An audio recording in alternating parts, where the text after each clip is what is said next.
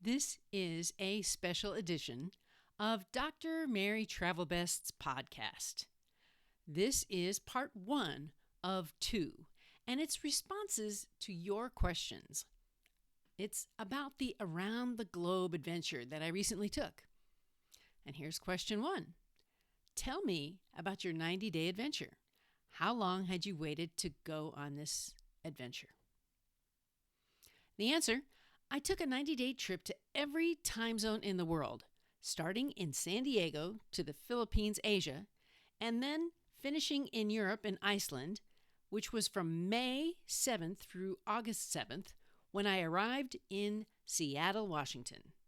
I was on 18 airlines, flew out of 25 airports, had 70 roommates at 16 hostels and 17 hotel AirBNBs.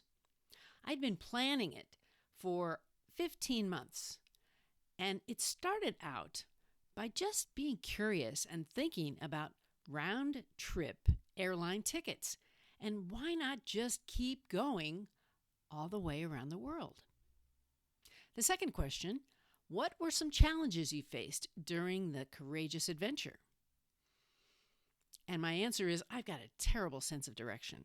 I get lost a lot. So there was a lot of mental challenge ahead. I also broke my wrist last May, which was a physical bump. Or maybe it made me more human and realized that my bones are more brittle. I did not have any role models for this trip. I've never met someone who did this before. During the trip, one day in Italy, I fell. I was standing, and then I went to take a step, but the step was higher than I thought, so I tripped myself in my long dress. No one was there to see me fall. I injured my back, my wrists, and I bruised my shin.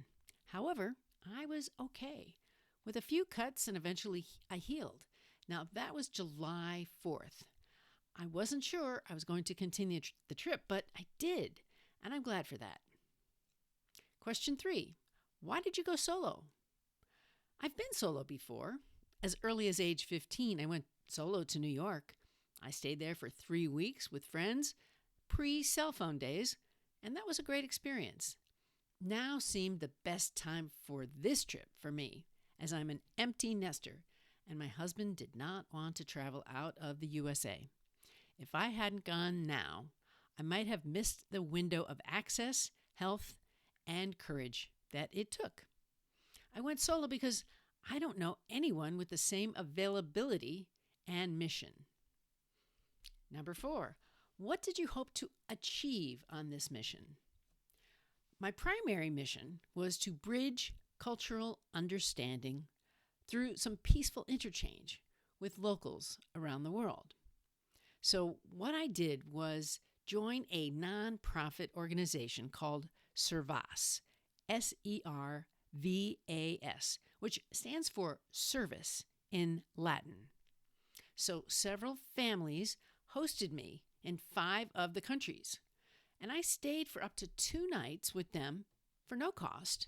It was a way to live like they do and live their lives firsthand with them. This organization is all volunteer run, and it started after World War II. The mission was relevant to my outreach. I also tried to inspire other female travelers to go places, even if it was uncomfortable at first. I've written several books on solo travel, and I'm gathering content for the next books in the series. As a professor, I'm naturally curious, so I wanted to see what marketing looked like in these regions of the world outside of my current experience. Number 5, what is the treasure that you returned with? The treasure is outside of counting countries or sites visited.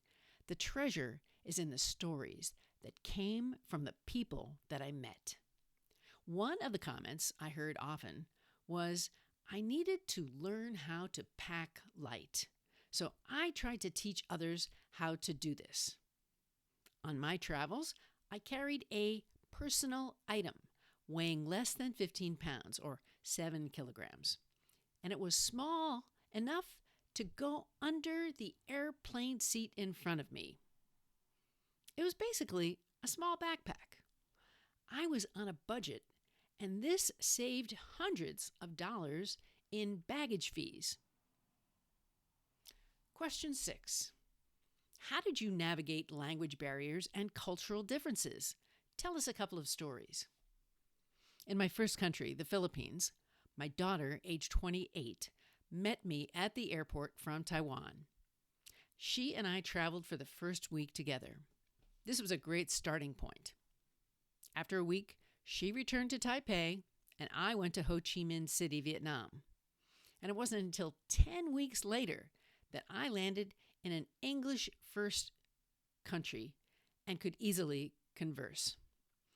I used a lot of gestures and facial expressions, and I tried to learn a few words in each country. In Agra, India, I met a Service host family who was having a wedding. Their daughter was betrothed in an arranged marriage, and I was invited to attend. I was unfortunately unable to go to the wedding, but the morning I left, we got stuck in traffic. That included cows, rickshaws, and semi-trucks. And I saw, but I missed the bus to Delhi, where I was headed. However, what we did was a high-speed chase, and we caught up with that bus at the next stop, about 10 miles away. It was dramatic and quite an adventure that was unexpected. Here's another story. I was in Tel Aviv, Israel, and I was hosted through Service by a mom and her 2 kids. We went to a peaceful protest rally with plenty of kids and dogs in the community square. Now, I didn't understand any of the speakers, but by being there, I knew that they cared about their community and rights. That's it for part 1. Listen to the next episode next week for part 2 of this special edition on 90 days around the world travel. You can ask a question of your own. Go ahead, ask me.